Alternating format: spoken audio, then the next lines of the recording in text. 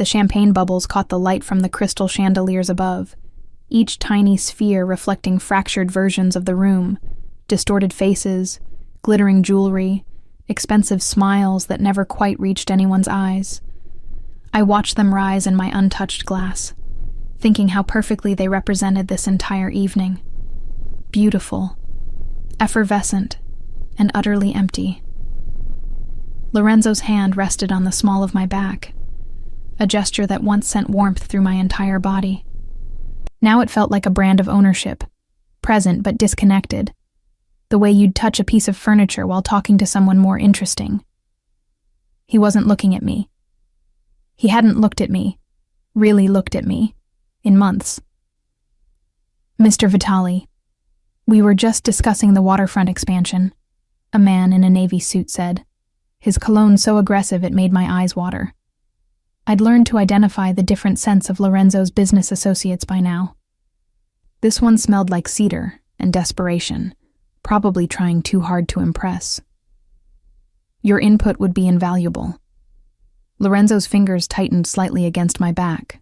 Not affection, just acknowledgement that I existed as an accessory to be repositioned. Elena, Cara, would you excuse me for a moment? Cara, dear. The Italian endearment had once made my heart flutter. Now it was just a verbal tick, as automatic and meaningless as a cough. I smiled the way I'd perfected over 3 years of marriage. Lips curved, eyes distant. The expression of a woman who'd learned that protest only prolonged the inevitable. Of course, I said, my voice carrying none of the exhaustion that had settled into my bones like sediment. He drifted away into the cluster of dark suits and calculated laughter, leaving me standing near the bar with my untouched champagne and the familiar weight of invisibility. The Castellano Gallery had been transformed for tonight's charity gala. My former colleagues had outdone themselves with the installation, creating an immersive experience that merged classical art with contemporary pieces. I'd helped plan events like this once, back when I was Elena Santori, art curator with a passion for bringing beauty into the world. Now I was Elena Vitali, wife of Lorenzo Vitali, and my primary role was to stand beautifully silent while he conducted business that I was never quite important enough to know the details of. I set the champagne glass down on a passing waiter's tray and moved toward the windows overlooking the city. November in New York meant early darkness, the kind that swallowed the afternoon whole and left you wondering where the day had gone. The glass was cold against my palm when I pressed it there, trying to ground myself in something physical, something real. My reflection stared back at me, a woman in a midnight blue Valentino gown that Lorenzo's assistant had selected, diamond earrings that had been his grandmother's, hair swept up in an elegant twist that a professional had spent an hour creating. I looked like success. I looked like someone who had everything. I looked like a lie. Mrs. Vitali, the exhibition is magnificent, someone said beside me. I turned to find Gabriella Russo, one of my former colleagues from my curatorial days. Her smile was genuine, her eyes warm with recognition of who I used to be. I heard you consulted on the layout. Just some suggestions, I demurred, though I'd spent 3 weeks working with the team before Lorenzo had decided my involvement was unnecessary given his schedule. Translation: he needed me available for last-minute business dinners and couldn't have me committed to actual work that might conflict with his convenience. Your eye for spatial dynamics hasn't diminished, Gabriella said softly, and something in her tone made me wonder if she saw through the careful facade I maintained. The way you positioned the Caravaggio against the modern pieces, it's brilliant. You always had a gift for seeing how things connected. The compliment shouldn't have made my throat tight, but it did. I'd forgotten what it felt like to be seen for something other than my relationship to Lorenzo. Elena. His voice cut through the moment like a blade. I turned to find him approaching with that particular set to his jaw that meant annoyance restrained for public consumption. We need to leave. Something's come up. No apology to Gabriella for the interruption. No acknowledgement that I might be in the middle of a conversation. Just the assumption that his needs superseded everything else, the way they always did. "I'll get my coat," I said quietly. Actually, Lorenzo's phone buzzed in his pocket, and he pulled it out with the kind of immediate attention he never gave me. His expression shifted as he read the screen. Calculation, concern, the look of a man weighing options that didn't include consulting his wife. "Change of plans. I need to handle this. You take the car home. I'll catch a ride with Marco." The dismissal was so casual, so practiced, that I almost didn't react. Almost. But something in me, some final thread of self-respect that hadn't yet frayed completely, pulled taut. "Lorenzo," I said, keeping my voice low. "We came together. We can leave together. Whatever it is can wait 30 minutes. His eyes finally focused on me, really focused, and what I saw there wasn't love or even irritation. It was indifference masquerading as patience, the look you'd give a child who didn't understand how important grown-up matters were. "Elena, don't be difficult. This is important business." "And I'm your wife," I said, hating how small my voice sounded, how much I'd shrunk myself over the years to fit into the spaces he allowed me. Something flickered across his face. Surprise, maybe, that I was pushing back at all. Then his jaw tightened, his shoulders squared, and he leaned in close enough that only I could hear the words that would later replay in my mind like a recording I couldn't stop. "Then walk home if you need the company so badly. Dio, Elena, you're acting like I'm abandoning you. Grow up." The words landed like physical blows. Around us, the gala continued. Beautiful people in beautiful clothes celebrating beautiful things. No one noticed the small death occurring near the window, the moment when something essential finally broke beyond repair. "Fine," I heard myself say. The word came from somewhere distant, somewhere cold and clear. "I'll walk." For a fraction of a second, his expression shifted. Uncertainty, perhaps. A flash of recognition that he'd crossed a line. But his phone buzzed again, and the moment passed. He squeezed my shoulder once, a gesture that might have looked affectionate to anyone watching. And then he was gone, swallowed by the crowd of men whose business was always more important than the woman waiting at home. I stood there for a moment, feeling the imprint of his fingers on my shoulder like fingerprints on glass. Gabriella had drifted away, reading the moment correctly. The gallery hummed with conversation and laughter, none of it including me. I retrieved my coat from the check, a Burberry trench that Lorenzo had bought for my birthday last year, back when gifts could still sometimes feel like affection instead of appeasement. The November air hit me like a judgment when I stepped outside, cold and sharp and unforgiving. The gallery was in Chelsea. My apartment, our apartment, was in Tribeca. Approximately 2 miles through Manhattan streets that were busy enough to feel safe, empty enough to feel abandoned. I'd walked further before. I'd walked through worse weather.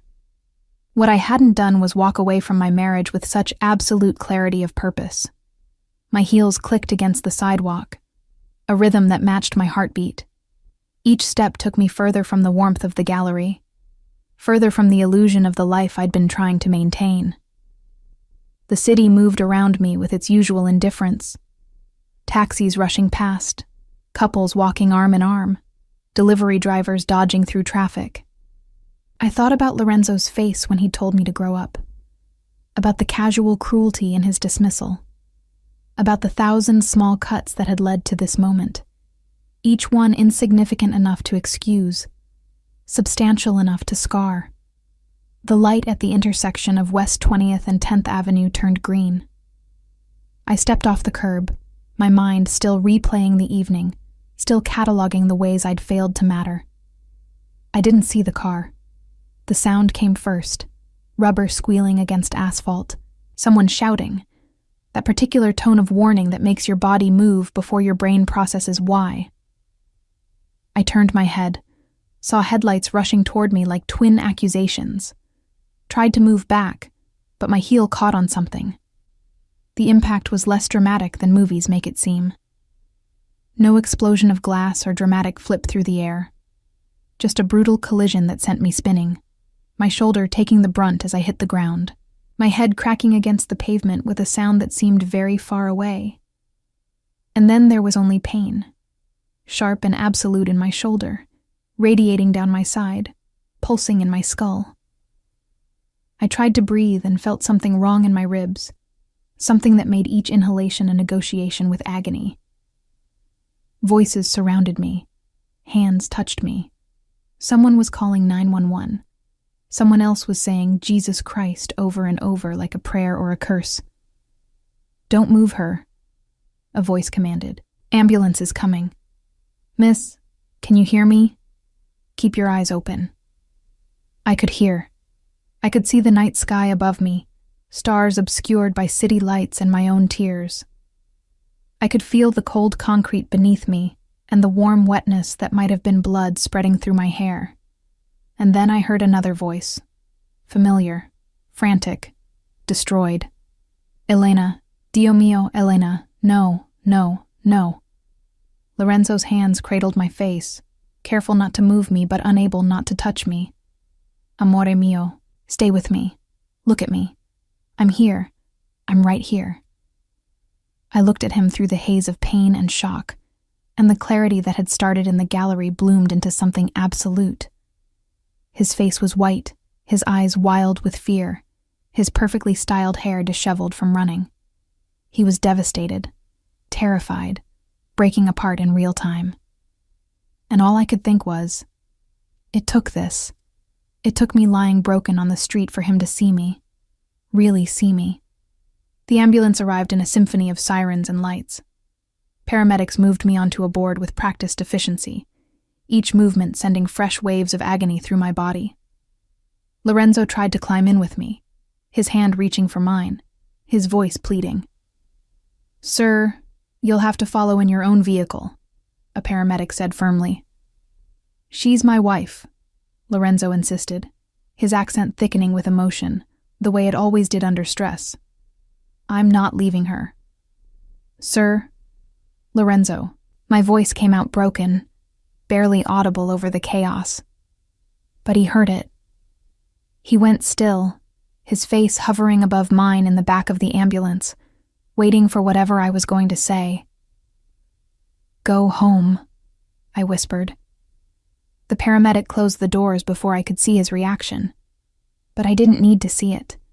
I'd seen everything I needed to see in the moment he told me to walk, to grow up, to stop being so difficult when all I'd asked for was 30 minutes of his time.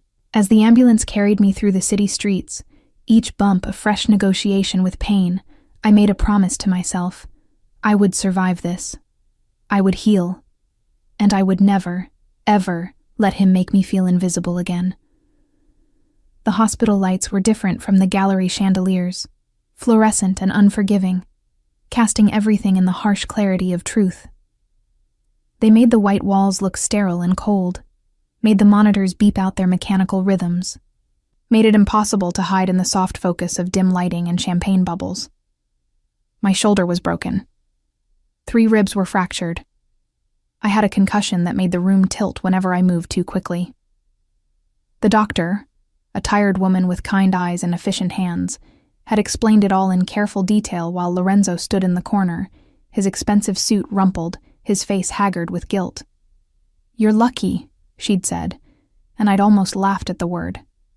Lucky. As if luck had anything to do with being told to walk home alone, with stepping into traffic because my mind was elsewhere, with learning that your husband only truly sees you when you're broken on the ground. That had been 4 hours ago. Now it was almost 3 in the morning, and Lorenzo hadn't left. He'd pulled the uncomfortable hospital chair as close to my bed as possible, his hand resting near mine without quite touching, as if he'd finally learned that physical proximity wasn't the same as emotional connection.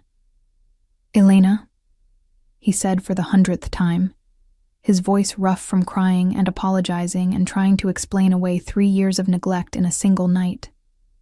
"Amore, please, talk to me." I stared at the ceiling, counting the acoustic tiles because it was easier than looking at him. 23 across, 16 down. 368 perfect squares, each one exactly like the others, creating a pattern that made sense in a way my marriage never had. "The doctor said I can go home tomorrow," I said finally, my voice flat and distant. "If there are no complications." "Our home," he said quickly, leaning forward in the chair. "You'll come home and I'll take care of you. I'll work from the apartment. You're home," I corrected gently.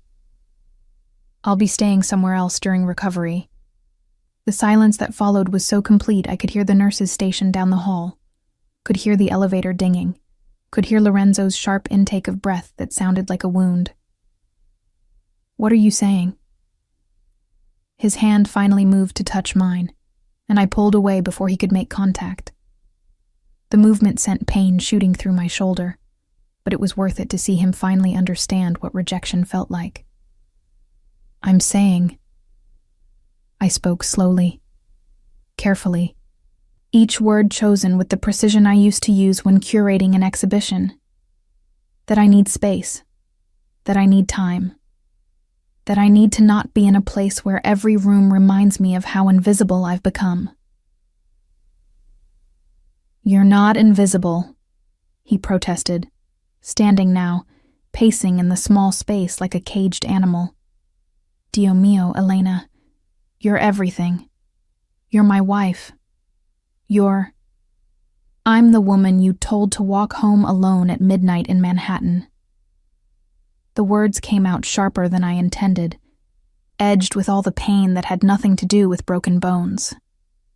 "I'm the woman whose company was so worthless to you that you literally suggested I trek 2 miles through the city rather than spend 30 minutes in a car with me." He stopped pacing, his back to me, his shoulders hunched in a way I'd never seen before.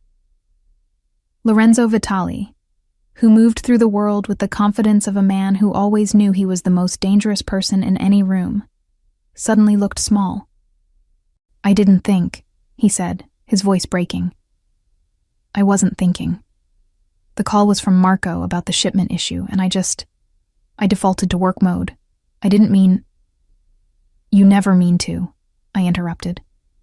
"You never mean to cancel our anniversary dinner. You never mean to forget my birthday. You never mean to spend every evening on your phone while I sit across from you trying to remember what we used to talk about before your business consumed everything." He turned then, and the devastation in his face was so complete, so genuine, that some part of me, the part that had loved him desperately once, ached in response. His eyes were red-rimmed, his hair falling across his forehead in a way that made him look younger, more vulnerable. "Tell me how to fix this," he begged. "Tell me what to do, and I'll do it. I'll change. I'll be better. Lorenzo." I said his name like a period at the end of a sentence, final and absolute. "You can't fix this tonight. You can't fix it with promises or panic or guilt. You can't fix 3 years of making me feel like an afterthought with 1 night of fear, because you almost lost me." "But I am losing you," he said, the words raw and desperate. "I can feel it. You're slipping away, and I don't know how to hold on." "Then let go," I whispered. "Let me go." The monitors beeped their steady rhythm, measuring heartbeats and oxygen levels, quantifying the ways my body was functioning even as everything else fell apart. A nurse poked her head in, took in the scene, the crying man, the emotionless patient, and retreated without comment. "I can't," Lorenzo said simply. "You're asking me to cut out my own heart." "No," I corrected, turning my head to finally look at him directly, ignoring the way the movement made the room spin. "I'm asking you to understand that you already did that to me. Slowly. Over 3 years of being second place to business calls and late-night meetings and associates who always seemed more important than the woman who promised to love you forever." He moved toward me then, dropping to his knees beside the bed in a gesture so Italian, so dramatic, so quintessentially Lorenzo that I almost smiled. "Almost. I love you," he said, his hand hovering over mine, not quite touching, finally learning the lesson of unwanted contact. "I've loved you since the moment you walked into that gallery opening wearing that ridiculous purple dress and told me my tie was an insult to color theory." I remembered that night. 4 years ago, when I was still Elena Santori, confident and sharp-tongued, unafraid to tell a handsome stranger that his fashion choices were questionable. He'd laughed, charmed by my boldness, and asked me to help him pick out a better one. We'd spent 3 hours in that gallery, arguing about art and aesthetics and the nature of beauty, and by the end, I was half in love with his sharp mind and crooked smile. That Lorenzo felt like a ghost now, a memory of a man who'd been swallowed by the weight of his business, his obligations, his empire. "I loved you too," I said quietly. Past tense, past life, past version of us that doesn't exist anymore. "Then we'll find it again," he insisted, his voice thick with determination. "We'll go back to that gallery. Start over. Rebuild." "You can't rebuild on a broken foundation, Lorenzo. You taught me that. Remember? When you bought that warehouse in Red Hook and had to completely tear it down because the structure was compromised? You said trying to fix it would cost more than starting fresh." He flinched at his own words being used against him. "This is different. This is us. This is exactly the same," I said, exhaustion finally winning over the adrenaline that had kept me upright through this conversation. "Our foundation is compromised, and I need to figure out if I have the strength to start fresh." The door opened again, and this time the nurse was insistent. "Mr. Vitali, I'm going to have to ask you to leave. Mrs. Vitali needs rest, and visiting hours ended 3 hours ago. We made an exception given the circumstances, but—" "5 more minutes," Lorenzo pleaded, looking at the nurse with desperation that would have been compelling if I hadn't seen him use the same intensity to negotiate business deals. "Sir, it's fine," I interrupted. "He can go. I'm tired anyway." Lorenzo stood slowly, like an old man, like someone who'd aged decades in a single night. He reached into his pocket and pulled out his wallet, extracting a business card and writing something on the back. "The number for my private driver," he said, placing it on the bedside table. "Anytime, day or night. If you need anything at all, he'll bring it to you. And this," he wrote another number, "is my personal cell, not the business line. The one only Marco and my mother have. It's always on. I'll always answer." I didn't pick up the card, didn't acknowledge the gesture, just stared at the ceiling tiles and counted squares until I heard his footsteps retreating, until I heard the door close softly behind him. Only then did I allow the tears to come, silent and hot, sliding down my temples into my hair, released by pain and medication, and the terrible relief of finally saying what I'd held inside for too long. The next morning brought paperwork and discharge instructions, and a prescription for pain medication that would make the next few weeks bearable. It also brought my phone, which had been recovered from the accident scene and was now full of missed calls and messages. 47 from Lorenzo, 15 from Marco, his right-hand man, 8 from his mother, Katerina, and 1 from a number I hadn't seen in months. My former roommate, Sophia, who'd moved to Brooklyn and started a restoration studio. I called Sophia first. "Elena?" Her voice was thick with sleep, alarm replacing grogginess quickly. "Dio mio, I saw the news this morning. They said there was an accident in Chelsea last night, and I thought, are you okay? Where are you?" "Hospital," I said, my voice rough from disuse and crying. "But I'm being discharged today. Sophia, I need a favor." "Anything, name it." "Do you still have that spare room above your studio? The one you were going to rent out?" Silence. Then carefully, "Yes, but Elena, shouldn't you be going home? Lorenzo must be—" "I can't go back there," I interrupted. "Not yet. Maybe not ever. I just need somewhere quiet to heal." somewhere that's mine. Come here, she said immediately, understanding in a way that only old friends could. Come home to us, for however long you need. I closed my eyes, feeling something like hope flickering in the wreckage. Thank you. When the nurse wheeled me out to the hospital entrance, I half expected Lorenzo to be waiting, but he wasn't. Just a black town car with tinted windows and a driver holding a sign with my name. Lorenzo's private driver, the one he'd promised would always be available. I almost laughed at the irony. Even now, even in his absence, he was trying to take care of me in the only way he knew how, through money and resources and the trappings of his power. I gave the driver Sophia's address in Brooklyn. He didn't ask questions, didn't comment on the fact that it wasn't the Tribeca apartment, just nodded and opened the door, helping me in with careful hands that were mindful of my injuries.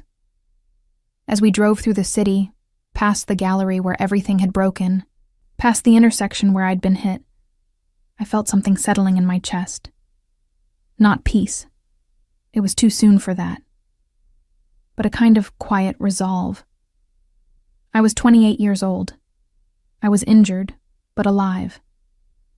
I had friends who loved me, a career I'd abandoned that might still have a place for me, and a husband who'd finally learned, too late, what it felt like to be the one left behind. The driver's phone rang through the car's Bluetooth system. Lorenzo's name flashed on the screen. "Sir," the driver answered. "Did she get in the car?" Lorenzo's voice filled the space, rough and desperate. "Is she safe?" "Yes, sir. We're en route now." "Tell her." Lorenzo stopped, the silence heavy. "Tell her I'm sorry. Tell her I'll wait. Tell her I'll do better." The driver glanced at me in the rearview mirror, a question in his eyes. I shook my head once. There was nothing to tell Lorenzo that I hadn't already said. The time for words was past. Now there was only action, consequence, and the long, difficult work of figuring out who Elena Vitali was when she wasn't defined by being Lorenzo's wife.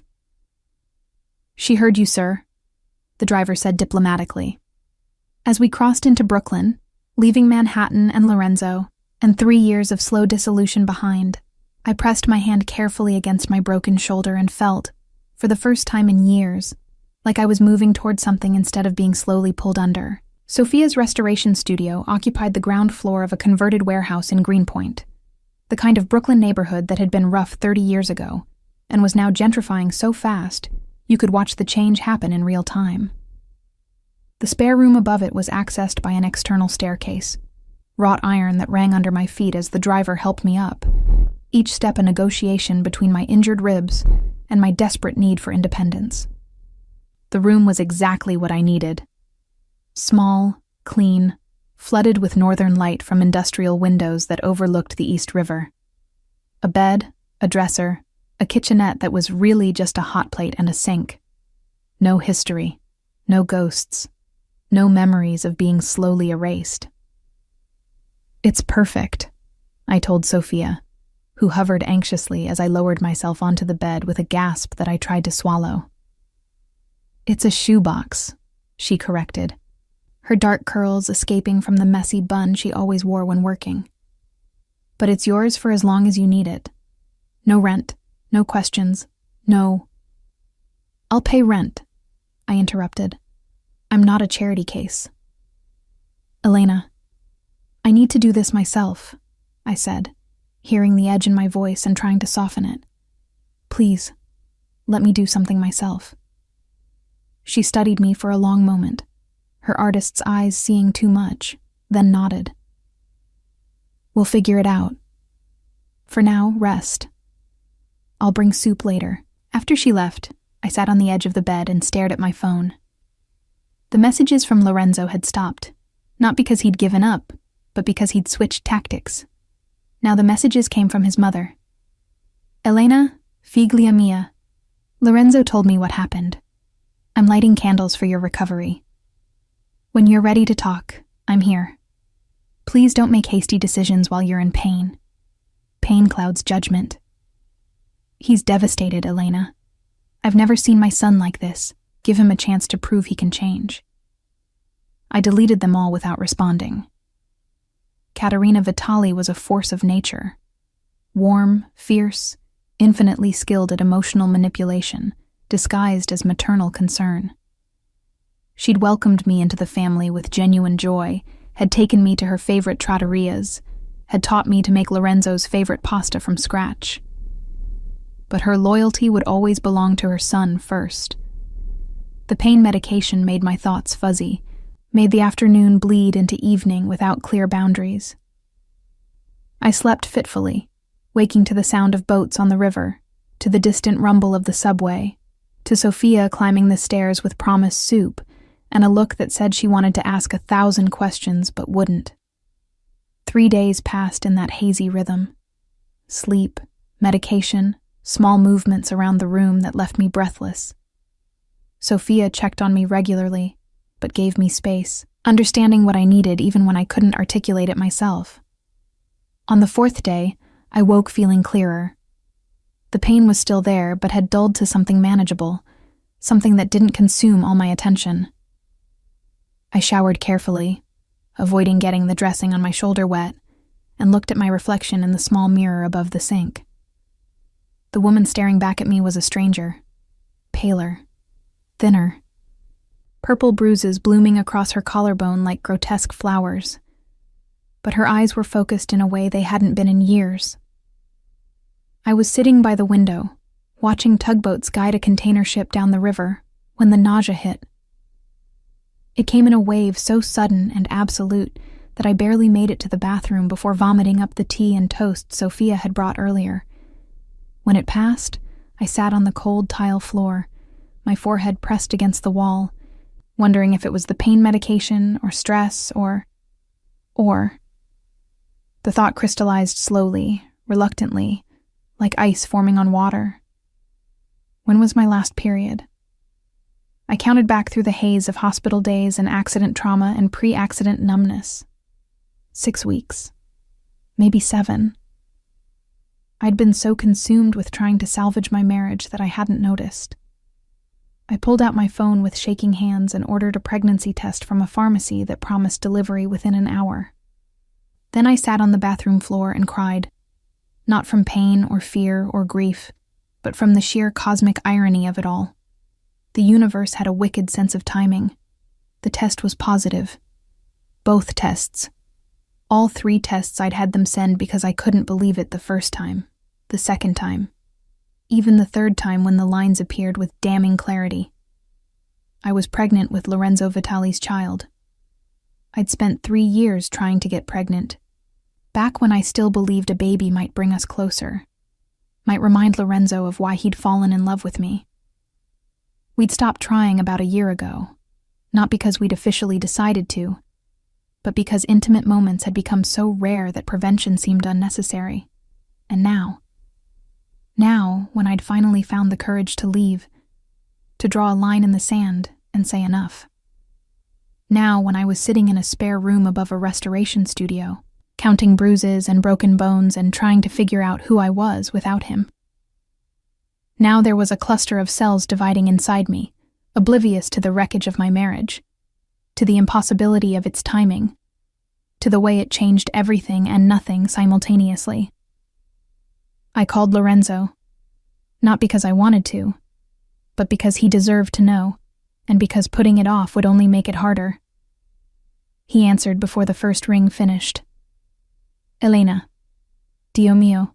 Elena. Are you okay? Are you hurt? Do you need... I'm pregnant, I said, cutting through his panic. The words landed in the silence like stones dropped in still water. I heard his breath catch, heard the rustle of fabric as he moved, sitting down probably, or standing up, something physical to anchor himself. When he spoke again, his voice was raw with emotion.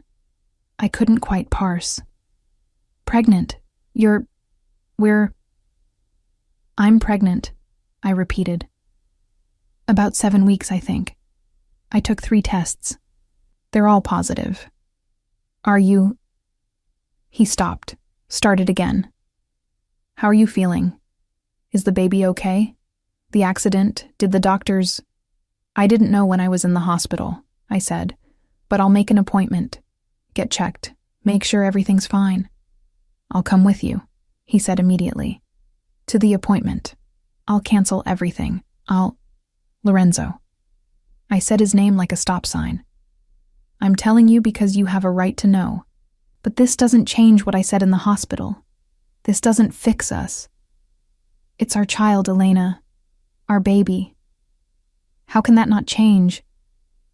Because a baby isn't a Band-Aid, I interrupted, my voice sharper than I intended. A baby isn't a solution to a broken marriage. It's a human being who deserves parents who can coexist in the same room without one of them feeling invisible.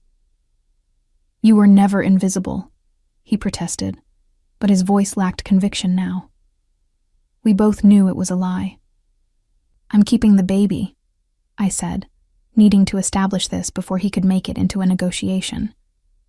And you can be as involved as you want to be, as a father. But Lorenzo, listen to me carefully. I will let you be a father to this child. I will never let you be my husband again. The silence stretched so long I thought the call had dropped. Then, never? Never, I confirmed, and saying it felt like releasing something I'd been holding too tightly for too long. We're done, Lorenzo. The marriage is over. But we're going to be parents, and we're going to have to figure out how to do that without being together. I can't accept that, he said, but there was desperation rather than authority in his tone. I won't. Elena, I love you. I've always loved you. I got lost. I let the business consume me. I forgot what mattered most. But I'm remembering now. I'm changing. You're changing because you're scared, I interrupted. You're changing because I left, because I almost died, because suddenly I'm not a guarantee anymore. But Lorenzo, real change doesn't happen in crisis. Real change happens in the boring moments. In the Tuesday evenings and the lazy Sunday mornings and all the unremarkable days when there's no drama to force your attention. Then give me those days, he begged. Give me a chance to prove it. Move back home. Let me take care of you during the pregnancy. Let me show you I can be different. I looked out the window at the river, at the city glittering across the water, at the life I was trying to build from the ruins of my marriage. I need to do this on my own first. I need to remember who Elena Santori was before she became Elena Vitali and forgot herself in the process. And the baby. His voice broke on the word. The baby deserves a father who shows up, who doesn't miss appointments because of business calls, who doesn't make promises he can't keep. I paused, then added more gently, I believe you want to be that person, Lorenzo. I really do, but wanting and doing are different things. I'll prove it, he said fiercely. I'll prove I can be that father, that husband, that man you fell in love with. Don't do it for me, I said quietly. Do it for yourself, and for the baby, because I'm already gone, Lorenzo. I left the moment you told me to walk home. I gestured to my bruised body even though he couldn't see it, just made it official. After I hung up, I sat in the growing darkness and placed my hand over my still flat stomach. Inside me, something impossible was forming. A life that would connect me to Lorenzo forever, even as I tried to sever all other ties. The irony wasn't lost on me.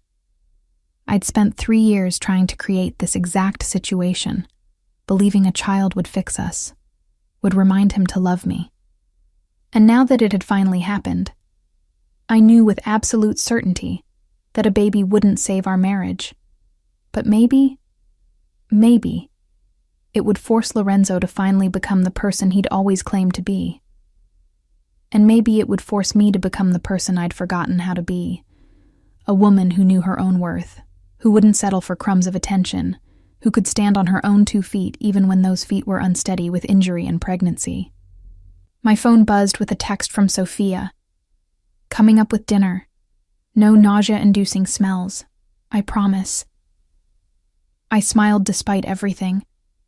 This was what I needed. Friends who knew me, who had known me before Lorenzo, who remembered Elena Santori, the art curator with strong opinions and stronger boundaries. That woman had gotten lost somewhere in 3 years of trying to make herself smaller, quieter, more convenient. But she was still there, underneath the bruises and broken bones and complicated pregnancy. And I was going to find her again. Even if it meant walking through the darkness alone, I was finally moving toward my own light. The first ultrasound appointment was scheduled for a cold December morning, exactly 2 weeks after I'd taken those 3 damning pregnancy tests.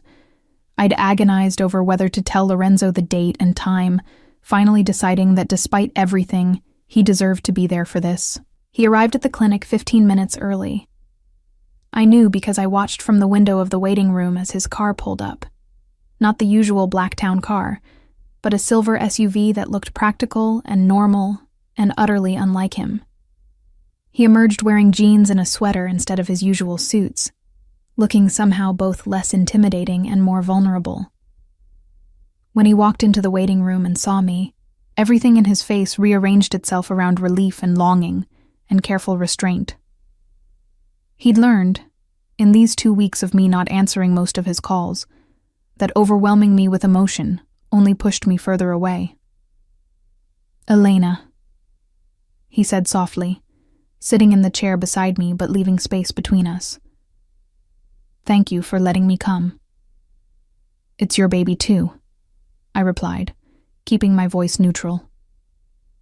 I'd practiced this, the tone that was neither warm nor cold, that established boundaries without being cruel.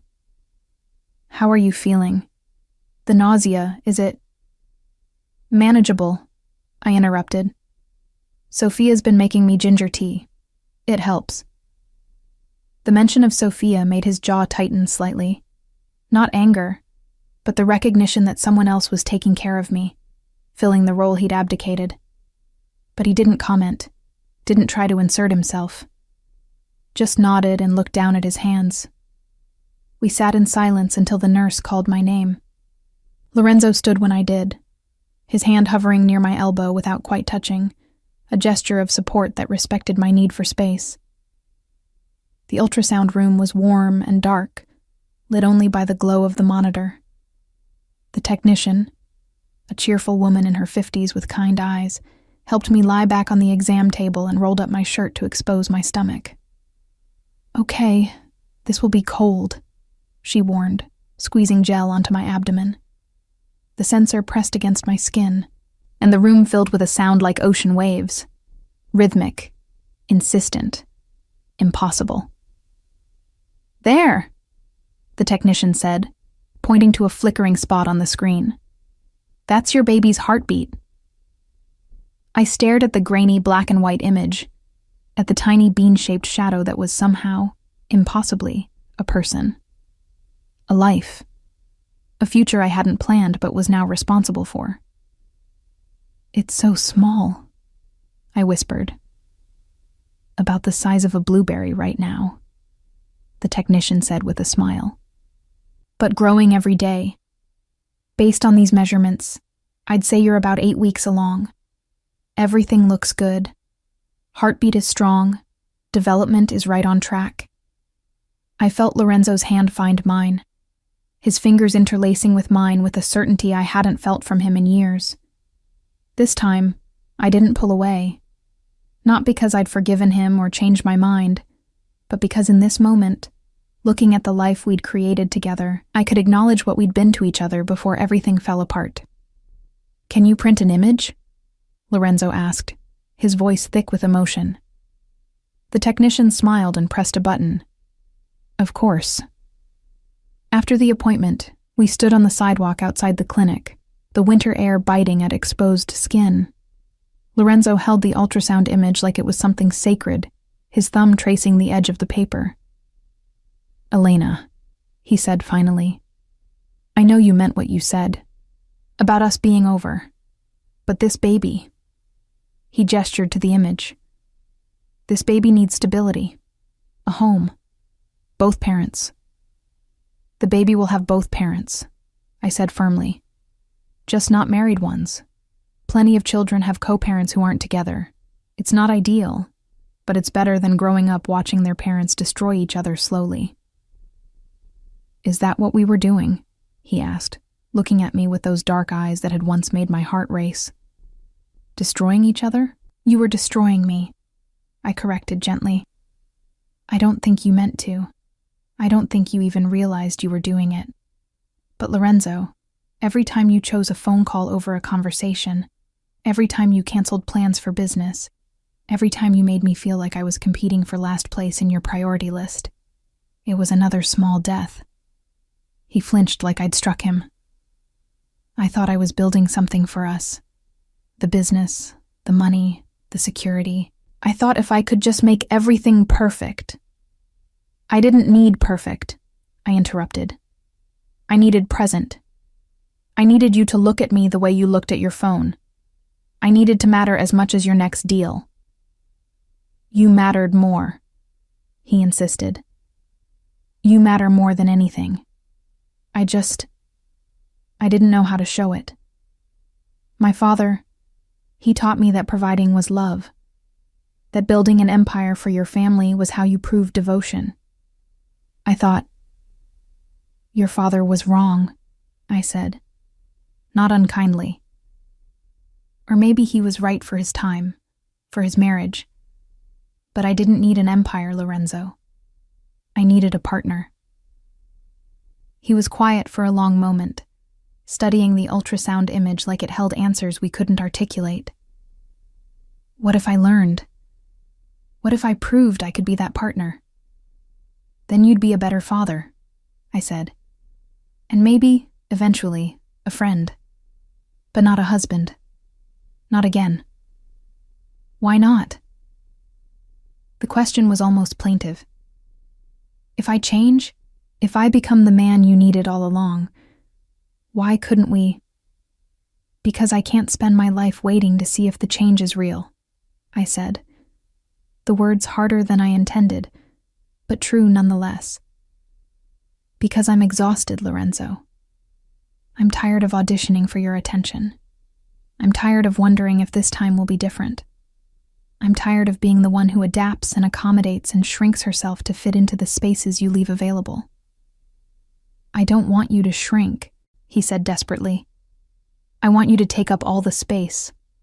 I want you to be so present in my life that I can't ignore you even if I tried. Then do that for the baby, I said, placing my hand over my stomach. Be so present in this child's life that absence isn't an option. Prove you can show up consistently, not just in crisis, but in mundane moments. Do that for a year, for 2 years, and maybe we can have a real conversation about what's possible between us. A year, he repeated, as if testing the weight of that much time. You want me to wait a year before we even discuss reconciliation? I want you to stop thinking about reconciliation, I corrected. I want you to think about being a father, about showing up for doctor's appointments and helping pick out cribs and learning how to change diapers. I want you to prove that when this baby cries at 3 a.m., you'll be there, not sending your driver, not having your assistant handle it, but actually physically present. Something shifted in his expression, determination replacing desperation. I can do that. I will do that.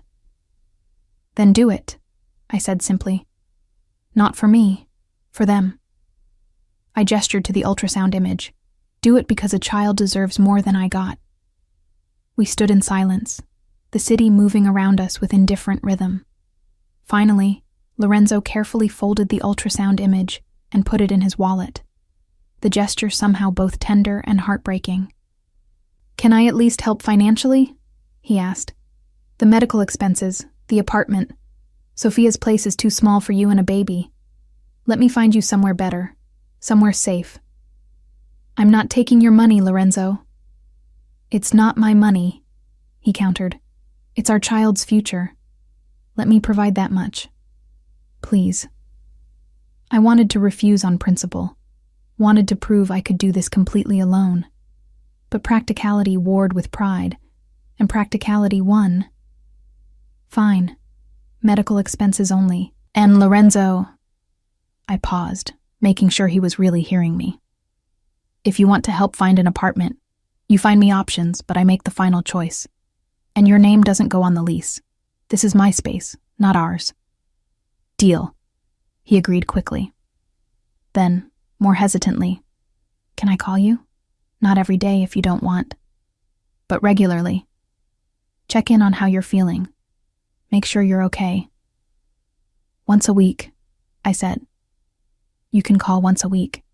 And Lorenzo, the calls need to be short. 10 minutes maximum. I can't handle the emotional intensity of longer conversations right now. He nodded, accepting the limits I was setting, and I saw something in his face that I hadn't seen in years. Respect for my boundaries. Not agreement necessarily, but acknowledgement that my needs mattered as much as his wants. 3 weeks later, I moved into a one-bedroom apartment in Carroll Gardens that Lorenzo's real estate contact had found. It was small but bright, with hardwood floors and a tiny balcony overlooking a tree-lined street. The rent was reasonable enough that I could afford it with the freelance consulting work I'd started taking on from galleries and private collectors. Lorenzo had wanted to furnish it for me, but I'd refused. The only things I accepted were a crib, still in its box, waiting for assembly, and a glider chair for nursing that his mother had insisted on buying. Sophia helped me move in, her arms full of plants and paintings that made the bare walls feel less lonely. "You're really doing this," she said, looking around the empty space with something like awe, starting over completely. "I don't have a choice," I replied, unpacking the few belongings I'd accumulated in the past month. "I'm going to be someone's mother in 7 months. I need to remember how to be a whole person first." "And Lorenzo?" I shrugged carefully. My shoulder still ached in cold weather, a permanent reminder of that night. "Lorenzo's learning how to be a father. We'll see if he can sustain it beyond the initial guilt and panic." But even as I said it, I noticed small changes in our weekly phone calls. He asked about my symptoms without being overbearing, sent links to parenting articles without mansplaining them, showed up to the second ultrasound appointment on time, and stayed quiet during the exam, his hand finding mine only at the moment when we heard the heartbeat again. He was trying, genuinely, consistently trying. It didn't change my decision, didn't make me want to go back. But it made me believe that maybe, eventually, we could build something new from the ashes of what we'd been. Not a marriage, not romance, but a functional partnership centered around the tiny life that kept growing inside me, oblivious to all the complicated history that preceded it. Spring arrived in Brooklyn with sudden insistence. Trees exploding into green overnight, temperature swinging from winter to summer, without the courtesy of gradual transition. I was 5 months pregnant now.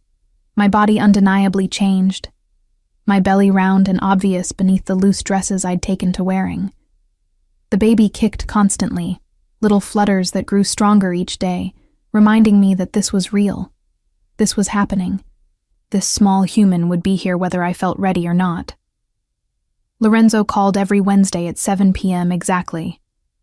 True to his word, he kept the conversation short, 10 minutes discussing my symptoms, upcoming appointments, practical concerns about preparation. No mentions of us, no attempts to negotiate reconciliation, just the careful attention of a man learning to be a father from a distance. He'd started attending parenting classes. I only knew this because he'd accidentally pocket-dialed me during one session, and I'd heard the instructor explaining diaper-changing techniques while Lorenzo asked surprisingly thoughtful questions. I'd hung up before he noticed, but something about the overheard conversation had softened something in my chest. He was trying. Really trying. But trying didn't erase 3 years of neglect. Didn't erase that night in Chelsea. Didn't erase the fact that it had taken me almost dying for him to remember I existed. The anatomy scan appointment fell on a rainy Thursday in late April. Lorenzo arrived 10 minutes early again. Punctuality had become his new religion, his way of proving that he could show up reliably. He wore jeans and a navy sweater, had clearly gotten a haircut recently, looked both nervously excited and carefully restrained. "Elena," he greeted me with that same soft tone he'd adopted, the one that acknowledged my boundaries while still conveying warmth. "Ready to find out if we're having a son or daughter?" "I already know," I said, surprising myself with the admission. "I asked them to tell me at the last appointment. I just didn't tell you yet." His face fell slightly, hurt at being excluded, but understanding enough not to protest. "Why not?" "Because I needed it to be mine first," I said honestly. "Something that was just between me and the baby. Does that make sense?" He nodded slowly. "Yes, it makes sense." Then, more hesitantly, "Will you tell me now?" I placed my hand on my belly, feeling a small kick against my palm, like the baby was weighing in on the decision. "It's a boy. We're having a son." Lorenzo's entire face transformed, joy so complete and unguarded that it reminded me painfully of the man I'd fallen in love with 4 years ago. "A son," he repeated, his voice breaking slightly. "A boy." "Dio mio, Elena, we're having a son." "You're having a son," I corrected gently. "I'm growing him. There's a difference." The distinction landed between us, a reminder of the distance we maintained even in these shared moments. But Lorenzo just nodded, accepting the boundary, his hand moving unconsciously toward my belly before stopping himself. "Can I?" He gestured tentatively. "Would you mind if I took his hand and placed it on my stomach where the baby was most active. We stood like that in the clinic waiting room, his palm warm against my belly, his eyes wide with wonder when he felt the kick. "He's strong," Lorenzo said softly. "Already so strong." "Like his father," I said, then added quickly, "physically. Let's hope he gets better emotional intelligence." Lorenzo laughed, actually laughed, and the sound was so unexpected, so genuine, that I found myself smiling despite my determination to maintain distance. "Fair assessment," he admitted. "What about a name? Have you thought about it?" "I've thought about it," I confirmed, "but I'm not ready to share yet. It still feels too new, too vulnerable." "Tell me when you're ready then," he said, removing his hand from my belly with obvious reluctance. "I can wait." The technician called us in before I could respond, and the next 30 minutes were consumed with measurements and images and medical terminology that confirmed what I already knew. The baby was healthy, developing perfectly, blissfully unaware of the complicated circumstances of his conception and impending birth. Afterward, as we stood outside the clinic with rain misting around us, Lorenzo cleared his throat awkwardly. "I've been working with a family lawyer. Drawing up a custody agreement. Financial support arrangements. I wanted to have everything in place before he's born, so there's no confusion, no conflict." I paused, surprised by his foresight. "That's very practical. Thank you." "I also wanted to ask," he continued, "about being at the birth. I know you might not want me there, given everything, but I'd like to be, if you're comfortable with it." I studied his face, the genuine hope in his eyes, the careful way he'd phrased it as a request rather than a demand or assumption. This was the Lorenzo I'd needed 3 years ago, considerate, present, aware that his wants didn't automatically supersede mine. "I'll think about it," I said finally. "Ask me again at 8 months. I'll have a better sense of what I need by then." He nodded, respecting the non-answer. "The apartment," he said, shifting topics. "Is it working out? Do you need anything?" "It's good," I confirmed. "Sophia helped me paint the nursery last week. Soft gray with white trim. The crib is finally assembled. I could have done that, he said quickly, if you'd asked. I know how to use tools. I know you do, I replied.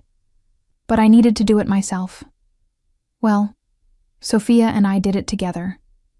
It took 3 hours and a lot of cursing, but we managed.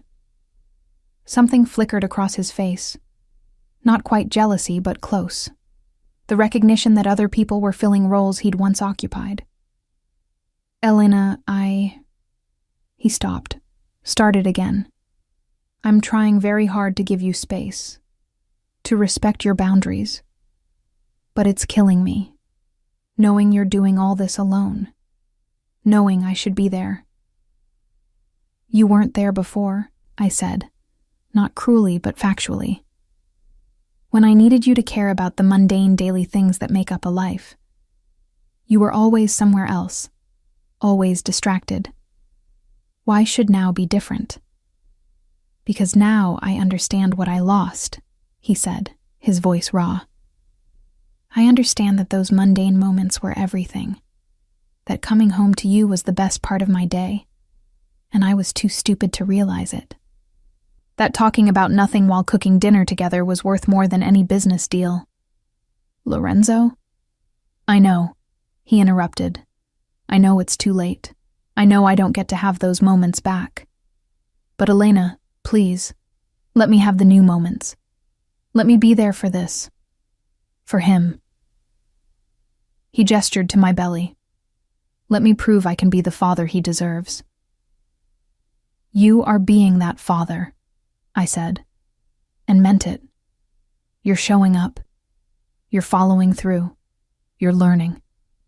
That's exactly what I asked you to do. But I want more, he admitted. I want to come home to you at the end of the day. I want to feel him kick at 3 a.m. I want to paint nurseries and assemble cribs and argue about names. He stopped, recognizing he was pushing too hard. I'm sorry. I said I'd respect your boundaries, and here I am trampling them. No, I said quietly. You're being honest. That's not trampling. That's just painful. For both of us. We stood in silence, rain falling harder now, turning the spring afternoon gray and cold. Finally, Lorenzo pulled his keys from his pocket. My car's just around the corner. Let me drive you home. I can take the subway. Elena, per favore. It's raining. You're pregnant, and you're still recovering from being hit by a car 6 months ago. Let me do this one thing. I wanted to refuse on principle, but my shoulder ached in the damp weather, my feet were swollen, and the walk to the subway suddenly felt insurmountable. Okay, I agreed. Thank you. The drive to Carroll Gardens was quiet, punctuated only by the steady rhythm of windshield wipers. When Lorenzo pulled up in front of my building, he put the car in park, but didn't move to let me out. I'm getting married, he said suddenly, the words landing like grenades in the enclosed space. I turned to stare at him, certain I'd misheard. What? Not. Dio, that came out wrong. He ran both hands through his hair, looking more distressed than I'd seen him since the hospital. I'm not getting married. I meant, I've been thinking about marriage, about what it means, about how badly I failed at being a husband to you. Lorenzo, let me finish, he said urgently. Please, I've been reading about relationships, about emotional labor and partnership and all the things I somehow never learned growing up with a father who showed love through providing and never through presence. And I've realized... He turned to look at me directly. I've realized that I married you without understanding what marriage meant beyond the ceremony and the ring. I thought it was about grand gestures and financial security. I thought being a good husband meant building an empire for you to live in. It wasn't, I said softly. It wasn't, he agreed.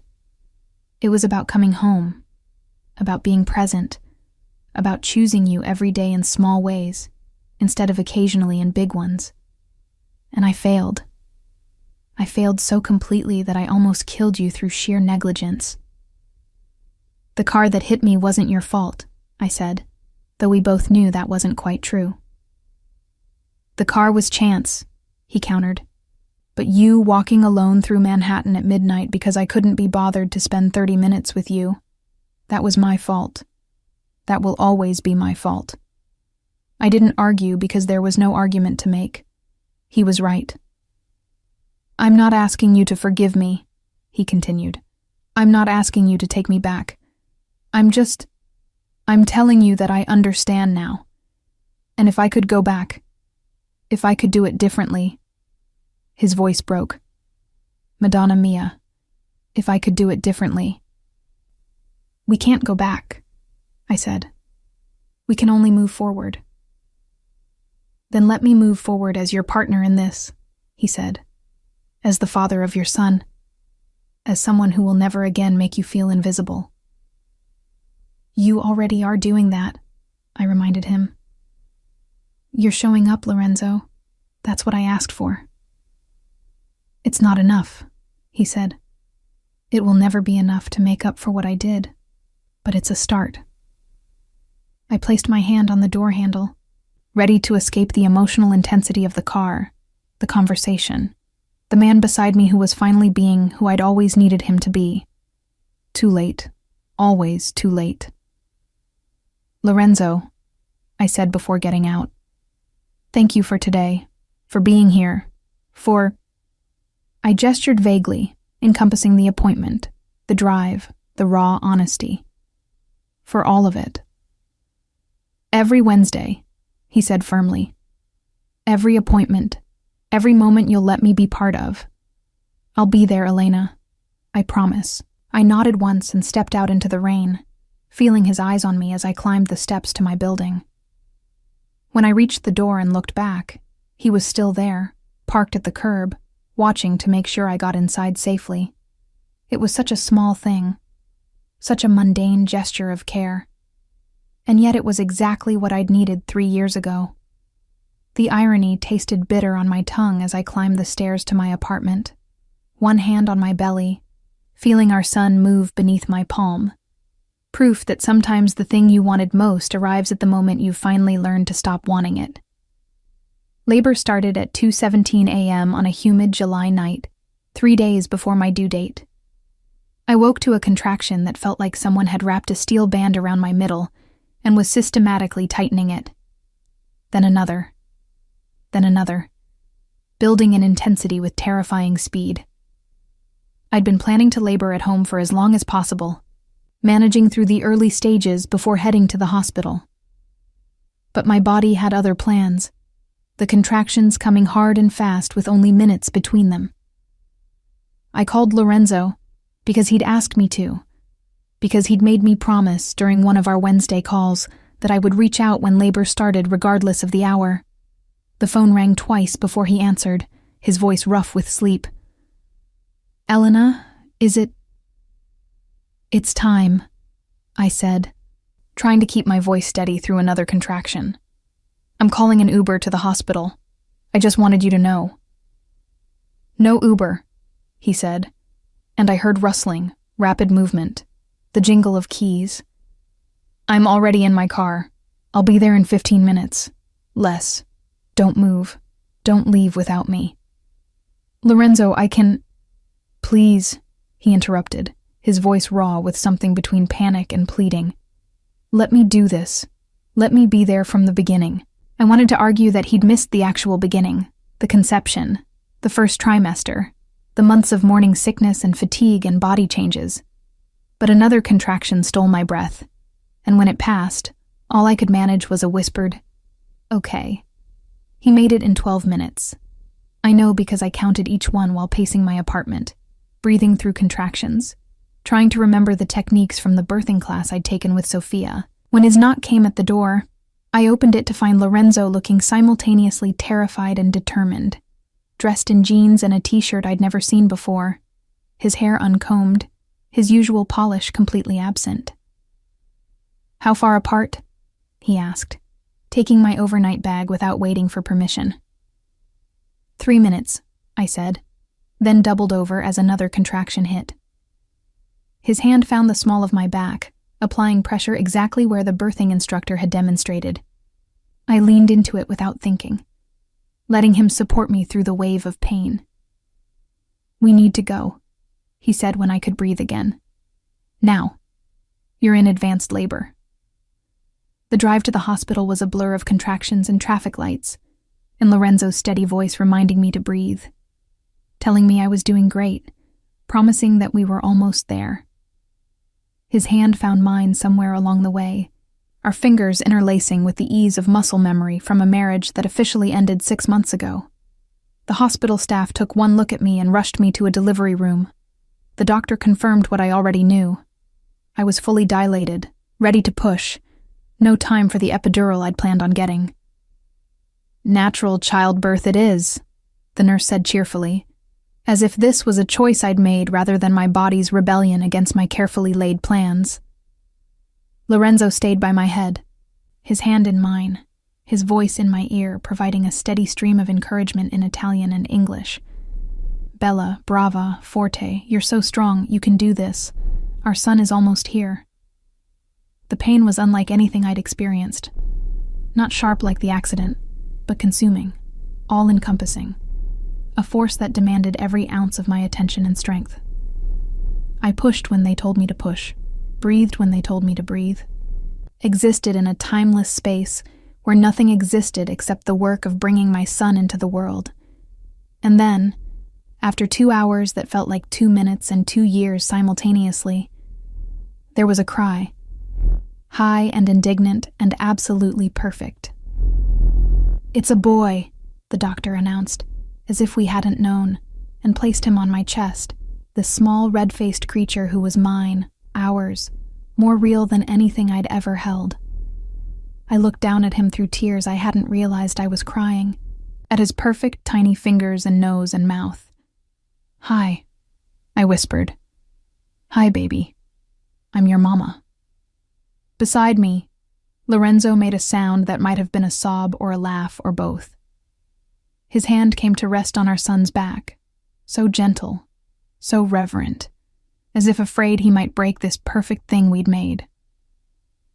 "He's beautiful," Lorenzo breathed. "Elena, he's perfect." "He is," I agreed, unable to look away from my son's face. The nurses took him briefly for measurements and tests, returning him wrapped in a blue and white striped blanket, a tiny hat covering his dark hair. 8 pounds, 2 ounces, they reported.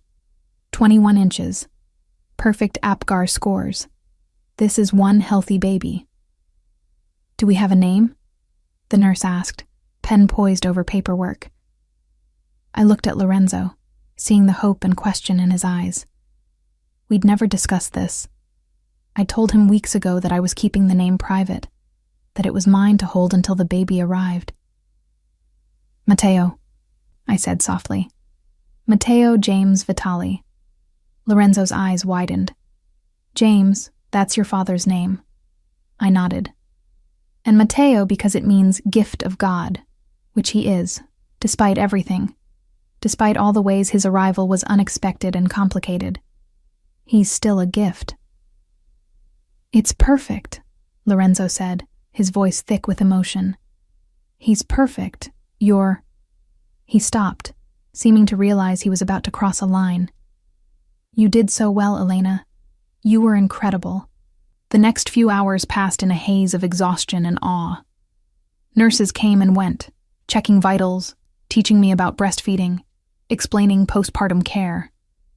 Lorenzo stayed the entire time, making himself useful in small ways, adjusting pillows, fetching water, holding Matteo while I used the bathroom on wobbly legs. He'd changed, I realized, watching him cradle our son with unexpected competence. The man who'd once been too important to take my call was now sitting in an uncomfortable hospital chair, cooing at our baby in melodic Italian, completely absorbed in this tiny person who didn't care about business empires or power dynamics. "He has your eyes," I observed, watching Matteo blink up at Lorenzo with unfocused newborn awareness. "And your nose," Lorenzo countered. "And hopefully your kindness, your patience, your strength." Lorenzo. I know, he said quickly. I know you don't want to hear this. But Elena, watching you bring him into the world, seeing the way you look at him. He paused, seeming to struggle for words. I understand now why you couldn't come back, why the marriage couldn't survive. You deserved this version of me all along. The one who shows up, who stays, who thinks you're the most important person in the room. You're being this version for him, I said, nodding toward Matteo. That's what matters. I'm being this version because of you, he corrected. Because you taught me what it costs when I'm not. Because you loved me enough to leave when I wasn't being the man I should have been. I didn't know how to respond to that. Didn't know if it was possible to separate the man he was becoming from the wreckage of what we'd been. Sophia arrived around noon, bursting into the room with flowers and tears and exclamations in rapid Italian that made Lorenzo laugh. She held Matteo like he was made of glass, cooing over his perfect features, then fixing me with a knowing look. He's been here the whole time? She asked in English, nodding toward Lorenzo. He was here for the birth, I confirmed. He's been helpful. Sophia studied Lorenzo with the assessing eye of a protective best friend. See that you continue being helpful. Midnight diaper changes, 3 a.m. feedings, all of it. I will, Lorenzo promised. Whatever Elena needs, whatever Matteo needs. Not just when it's convenient, Sophia pressed. Not just until the novelty wears off. Children need consistent presence, not dramatic gestures. I understand, Lorenzo said seriously. I'm not going anywhere. After Sophia left, promising to bring proper Italian food later because hospital food is an insult, Lorenzo and I sat in quiet companionship, taking turns holding Matteo, marveling at how something so small could so completely rearrange the universe. I should go, Lorenzo said eventually, reluctance clear in his voice. Let you rest. I'll come back this evening? Actually, I said, surprising myself. Could you stay a little longer, just until he falls asleep? He seems calmer when you hold him. Lorenzo's face transformed with joy so complete, it was almost painful to witness. I'd love to. Yes, of course. He settled back into the chair, Matteo cradled against his chest, and started singing softly in Italian. A lullaby I dimly remembered him mentioning once, something his mother used to sing. His voice was surprisingly good, melodic and gentle, and I watched our son's eyes gradually close, his tiny face relaxing into sleep against his father's heartbeat. I must have dozed off because I woke to find the room dim, late afternoon sun filtering through partially closed blinds. Lorenzo was still there, still holding Matteo, now talking quietly on his phone in Italian. Something about rescheduling meetings, working remotely, family priorities. When he noticed I was awake, he ended the call quickly. Sorry, I tried to be quiet. It's okay, I said, stretching carefully, feeling the soreness of childbirth in every muscle. What were you telling them? That I'll be working from home for the next 2 weeks, he said. That all meetings need to be rescheduled or conducted virtually. That my son was just born, and he's my priority right now. Lorenzo, you don't have to. Yes, I do, he interrupted firmly. Not because you're asking, because this is what fathers do. They show up, they prioritize, they make it clear that nothing is more important than their family. We're not. I stopped, correcting myself. You and I aren't a family anymore. Not in that way. No, he agreed. But Matteo and I are family. And you and Matteo are family. And that makes us... He paused, searching for the right word. Connected. Permanently and irrevocably connected. It wasn't the declaration of love I might have wanted years ago. It wasn't a promise of reconciliation or renewed romance. But it was something perhaps more valuable, a promise of presence, of co-parenting, of showing up not just during the dramatic moments, but through all the mundane, exhausting days that make up a life. Connected, I repeated, testing the word. I can work with connected. Over the following weeks, Lorenzo proved himself in ways I hadn't expected. He came by the apartment daily, not to pressure or plead, but to help, to hold Mateo while I showered, to change diapers and learn the intricacies of swaddling, to sit quietly while I struggled through the painful early days of breastfeeding, offering water and encouragement without trying to fix what couldn't be fixed. He brought food from his mother, who'd apparently decided that my refusal to reunite with her son didn't negate her claim on her grandson. He assembled the baby swing I'd been putting off. He did middle-of-the-night formula runs when I was too exhausted to leave the apartment. And he never once asked me to reconsider our separation. 6 weeks postpartum, sitting on my couch while Mateo slept in his bassinet, I finally addressed the elephant that had been living in my apartment since the night he was born. "You've kept your promise," I said, "about showing up, about being present." Lorenzo looked up from his phone where he'd been researching developmental milestones. "Of course, I told you I would." "You did," I acknowledged, "and I appreciate it, more than I can articulate. But Lorenzo, we need to talk about long-term arrangements, custody schedules, your place in Mateo's life as he grows." Something flickered in his eyes. Hope, maybe, quickly suppressed. "What are you suggesting?" "Joint custody," I said. "Equal time, equal input on major decisions. He should know both of us, spend real time with both of us. Not just visits, but actual living time." "And us?" Lorenzo asked quietly. "What about us?" I looked at him sitting in my living room. This man I'd married and left. This man who'd finally learned too late what I'd needed all along. "There is no us," I said gently. "Not romantically, not as a couple. But Lorenzo, there's something else. Something maybe better. I don't understand." "We can be partners," I explained. "Co-parents who respect each other, who communicate well, who put Mateo first. We can be friends eventually if we work at it.